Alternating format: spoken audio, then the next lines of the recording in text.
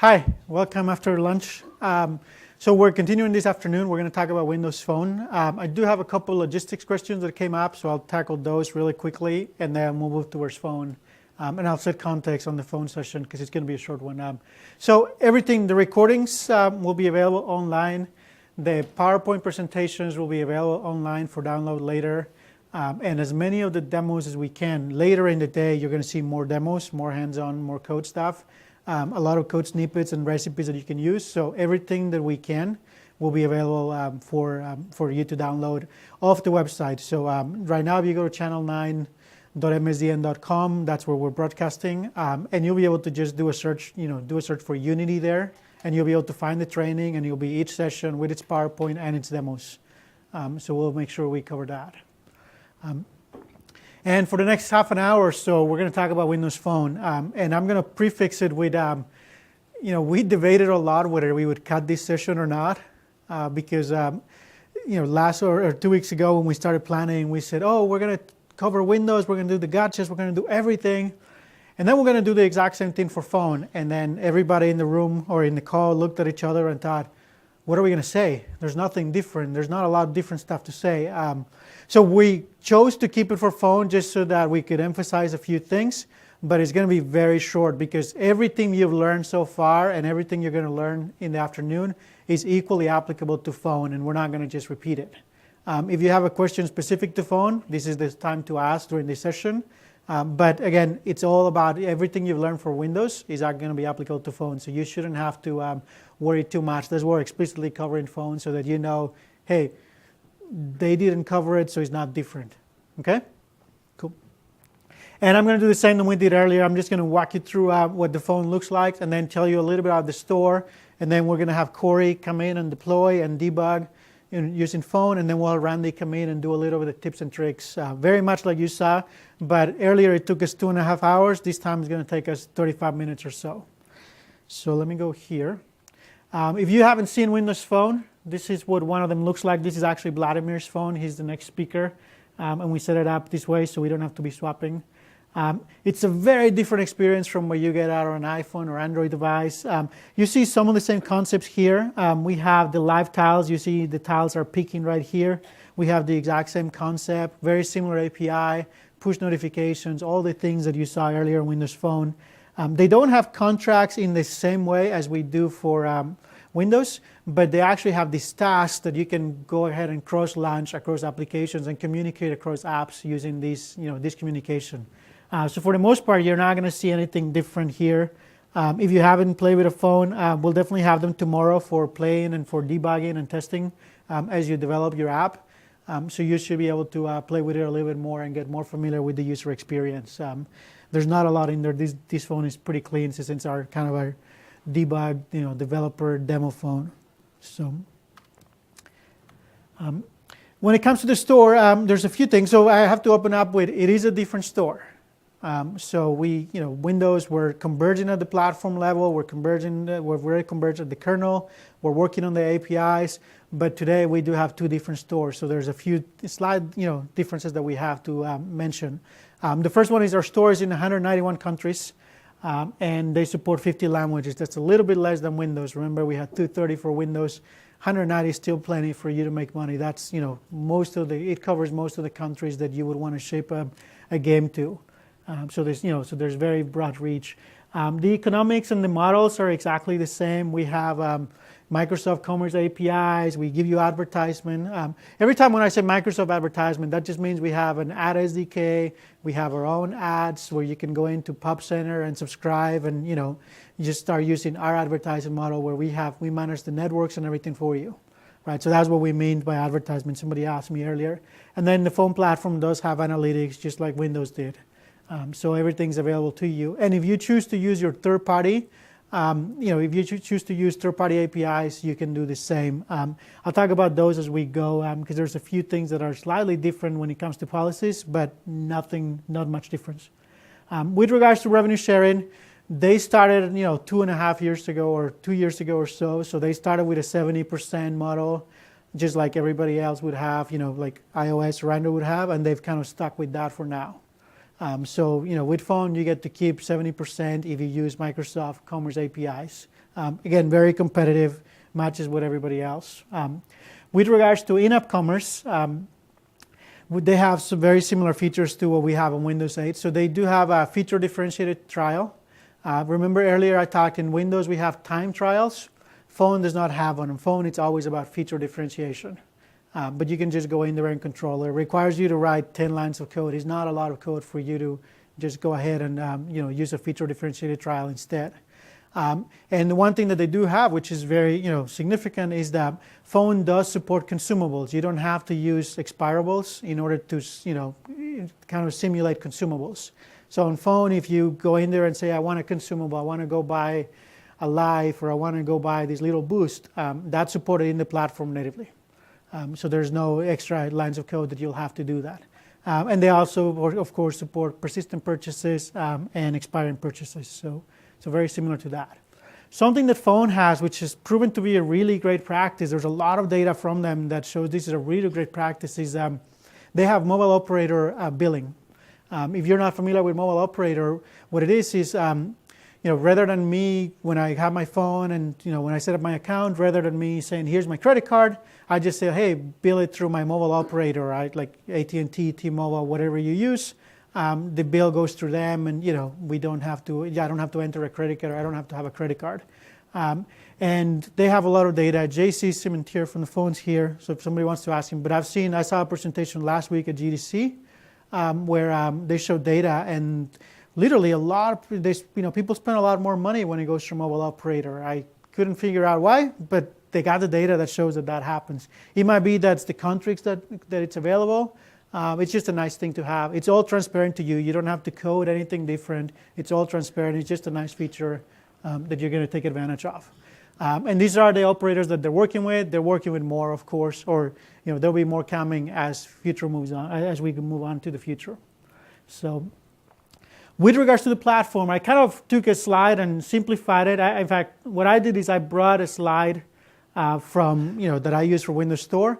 And I kind of gave you the exact same slide to show you that it is the exact same kernel. It is the exact same WinRT, right? And I call it simplified because there's two things that are slightly different here. The main one that's different is that the SAML platform here, it's actually, to you, somebody asked earlier, hey, I don't know any SAML, how much am I going to have to do? First of all, you don't have to learn a lot of SAML. Most of the stuff that you need, there's little recipes and code snippets that you'll be able to use. And the SAML platform here is just a different runtime, but it looks the exact same, right? So it's kind of like saying, oh, look, I have the HTML tag for button over here, and I'm running it inside Internet Explorer, and I have it over here, and I'm running it inside, Firefox, right?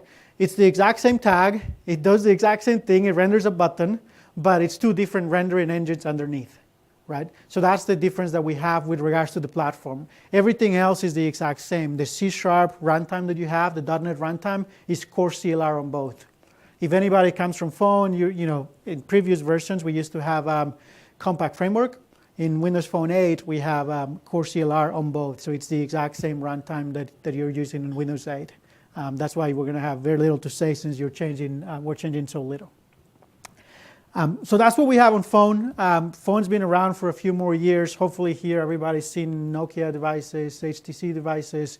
The latest set that we have are very, very compelling. They're doing really great on the market. So I don't have a lot of momentum data on those because that's third-party device data. But come to talk to us if you need more information about, hey, should I dive into phone? And the bottom line is you're going to learn. You write your Windows 8 game or you write your Windows Phone 8 game, whichever one you start with. It takes you a few days to go to the other platforms. So literally, this is money you're leaving on the table if you write a phone game and you don't turn that into a Windows game, right? It's not that hard. You'll see as we go. So that's it. With regards to getting started, very similar to the it's the exact same slide that we showed you earlier. You need an idea for your game or your game. You're going to need to develop on Windows 8. You're going to need Visual Studio. Again, the Express version of Visual Studio will work fine. There's an addition there that says you will need a phone SDK. And that's just a free download. You can download it from or from the Developer Center. and you'll be able to just install it and run, and everything will be seamless. That extra download is what downloads emulators and other things that you'll want for your application, right? And then you will need the Unity add-in for Windows Store. And just so we're very clear on this, there's one add-in from Unity, and that gives you Windows 8 apps or Windows Store apps and Windows Phone apps together. Right? So right now, because we're in beta, there's different builds and all kinds of stuff, but you end up buying one license. So when you go out, you buy your one add-in for the Windows 8 application models, and that one add-in is going to allow you to do Windows and phone. So one add-in for both, so you wouldn't have to buy two or anything like that. And then we obviously, for store submission, we actually, you will need to have a store account, and we do have a gotcha, and Randy's going to cover it, where you need a developer account a little bit earlier than we do on phone. So Randy will cover a little bit of that. And that's it. You'll need your license, and that's all. That's what we have ready to get started. With regards to store registration, similar model to Windows. Again, Windows kind of came a little bit later, so they have the luxury of refining the original model. Windows Phone has been around longer. They're more settled down, and they have a model that I think it matches what everybody else in the industry have, or what most people in the industry have. If you're a student, a startup, or a MSDN subscriber, you can get it for free. If you're a business person, if you want a business account, there's no personal account. Everybody's a business account. If you're an individual, you just register with a business account, and you go through as an individual, but the cost is $99 as if it was a business account on Windows. So that's the exact same thing. And tomorrow we will have phones. So I think that's the last slide here. And tomorrow we will have phones for you to play with. And we have people from the phone team here, so you can also talk about, hey, I have a phone. How do I get an account if you don't qualify for the free one? Pending how far you get along with your games, tomorrow might be a good day. And that's it for me on the store. Corey will come in next and do the demo. While he steps up, if anybody has any questions, I'm happy to answer anything that we might have. So, no questions on phone? Okay. So you can just escape out and everything else is work. And you're going to use this mic, right? Yeah. Is this working? All right, sweet. This one's going to be real quick. I'm just here to totally redeem myself. So what I'm going to do here is I have the same project that we had that Carl and I were working with earlier today, and I'm basically going to deploy it to the phone. So what I did for the short term is I made a copy of my project, moved it over. I got rid of my old build for the store, and like I said, when I say move it over, is like right now we're in separate builds, but again, in the end product, we're going to be in one add-on. I'm already on Windows Phone 8 platform. You can see we don't have any special settings.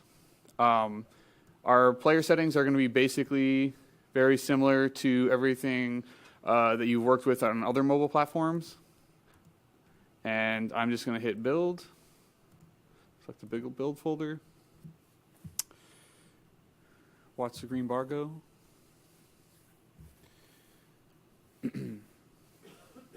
Questions so far?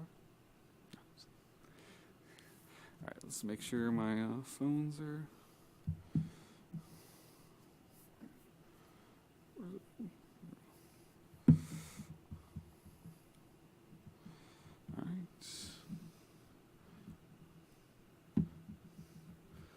All right, so once that's built, I'm going to open up my build folder. Again, I have a solution file.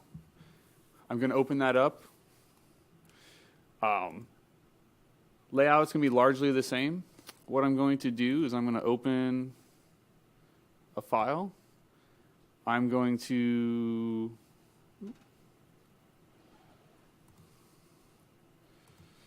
Where is this one? This one's on the desktop. It is called... Shoot Game Phone. Assets. I'm going to come into one of our scripts and place a breakpoint.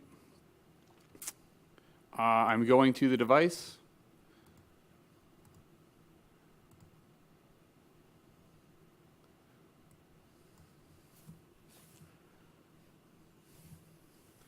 I know, it's so completely different than what we did earlier today, which is why I'm only going to be up here for a few minutes once this is deployed.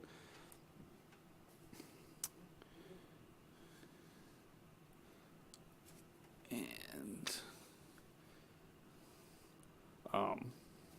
I will be kind of switching phones real quick. I have a display phone, and then I have the actual phone I'm going to deploy just so you guys can see it in full big screen glory.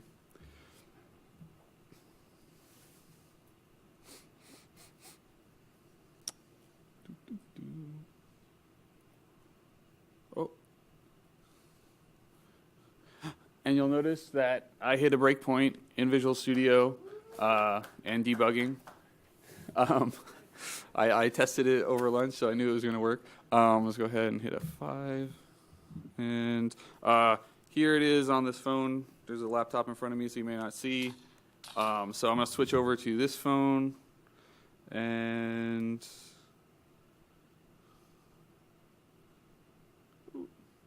can we switch the display to, do I have to do that? Or?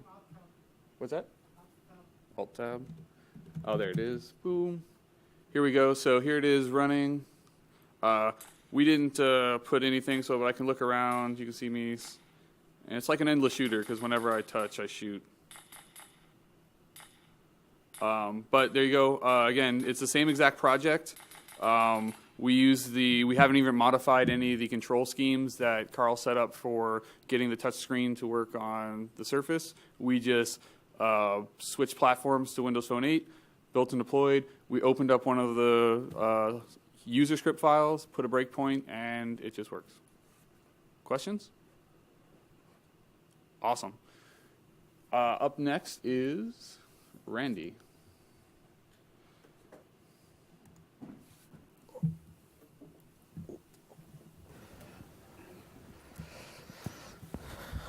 All right, so what is different about Windows Phone then, huh?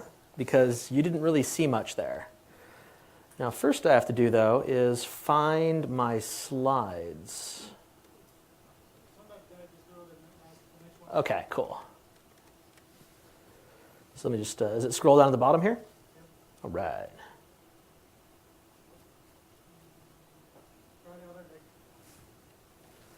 There's always got to be something. There we go. So let's talk about what's different. What is different? Control F5 is what the button I want. Shift F5. Thank you. So what is different about Windows Phone? So frankly, not much. There really isn't much different that's for you as a user. There are some caveats in terms of our current progress on Unity for Windows Phone 8. We're not quite as far along on a calendar schedule. We're in an earlier beta than Windows 8 and RT. So we will be shipping, likely in a somewhat later release of Unity. We'll be actually putting Windows Phone release capability into the Windows Store add-on. But it's really not that much. It's not very huge of a difference. It's just a couple of months. Another difference is, when you actually want to deploy to the physical device, you do need a paid Windows Store developer account. Unlike Windows 8 and Windows RT, you do have to put some cash up front to be on device. To use the simulator, no problem.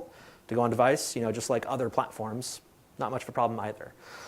Now, some cool things that you get from our Windows 8 implementation is you get a tethered deploy, which is kind of handy because I can plug this phone into my laptop and just copy the app over USB. So that means I don't have to wait for a Wi-Fi connection to copy my, 500 megabyte development project over every time I want to do iterative testing. It also means if I'm in a hotel or at the airport, I can actually connect to my device because I'm not having to search for it over the Wi-Fi subnets. So that is really handy for fast iterative development, is being able to deploy to the phone just by hitting a button. The other thing that's really cool there is actually just one button to hit. So with Windows Phone 8, the build and run button actually is fully implemented. We use some Visual Studio automation so that you can actually just hit build and run, and it will build the project, load up Visual Studio, build the app, deploy it to the device, and set it to running. So again, a little faster. We'll be adding that, I'm sure, for Windows 8 and Windows RT, but at the moment, it is already in Windows Phone 8. Other cool thing we do for you automatically? Yes? So that's a little trickier. So what's going on there with Windows RT is it's ARM-based, but unlike Phone, where the Windows Phone SDK takes care of it for you, that is a driver question on Windows RT. And so at the moment right now, what you have to do is there's a specific range of Ethernet or USB to Ethernet adapters. I think the particular manufacturer is Pluggable. And they actually have drivers that do work with ARM Windows RT devices. And so there's a particular range of those Ethernet, USB to Ethernet cables that you can do tethered deploy on. And perhaps in the future, the range will expand. But yeah, there's a driver implementation question.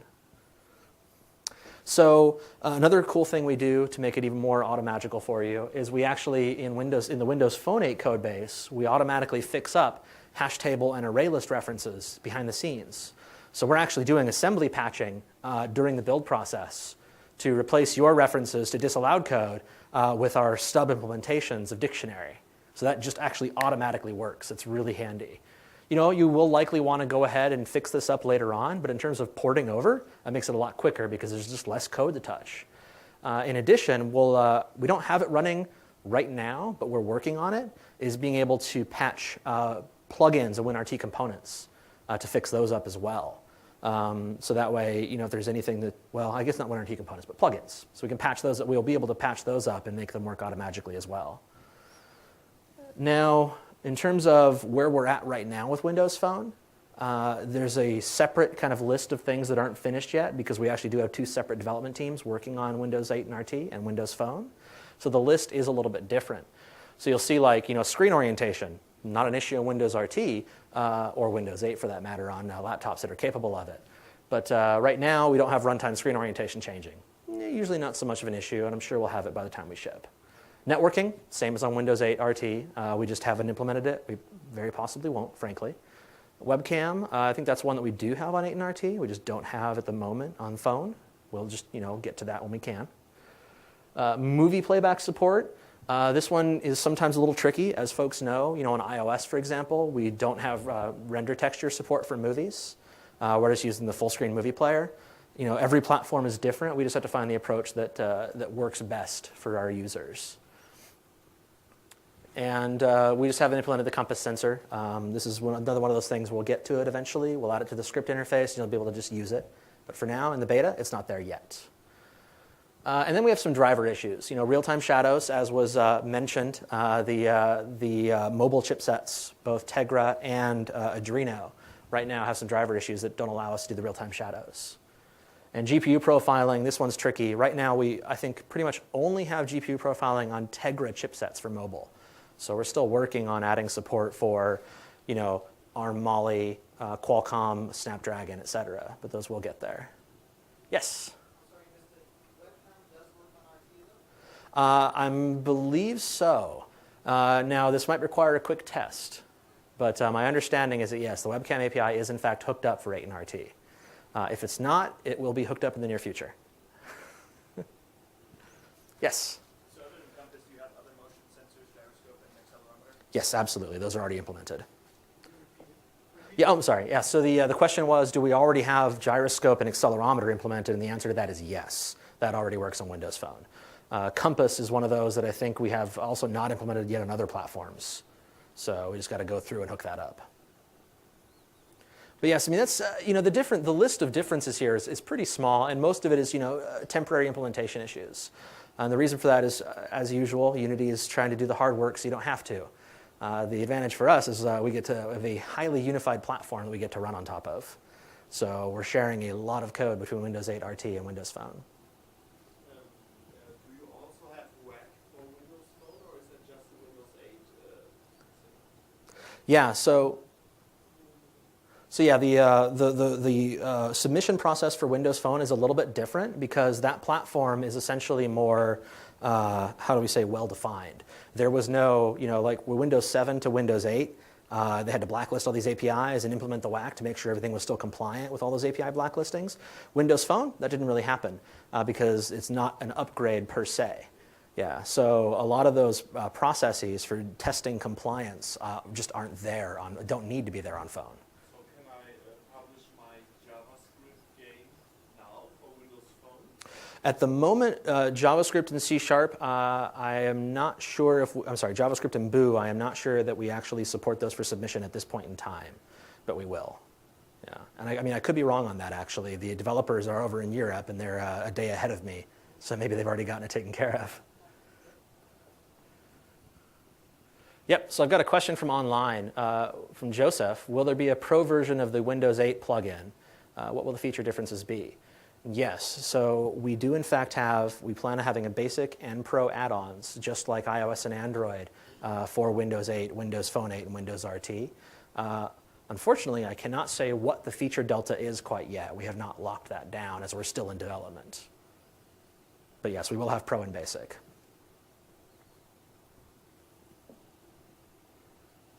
All right. That seems to be it for the differences between Windows 8 and Windows RT and Windows Phone.